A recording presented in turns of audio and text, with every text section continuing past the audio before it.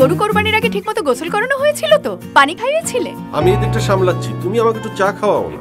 চা খাওয়ানোর আগে আমার অনেক কিছু বোঝানোর আছে। তুমি ভাবছো মাংস নিয়ে, আর আমি ভাবছি চামড়া নিয়ে। চামড়া ছাড়ানোর সঠিক নিয়ম আমি জানি, আমি আপনাকে শিখিয়ে দিচ্ছি। আমার শেখানো পথ ধরে আপনি চামড়া ছাড়ান। চোখা মাথার ছুরি দিয়ে পশুর বুকের উপর থেকে লেজের গোড়া পর্যন্ত লম্বালম্বি ভাবে, তারপর এক পা থেকে আরেক পা পর্যন্ত চামড়া আড়াআড়ি ভাবে ফেরে ফেলতে হবে।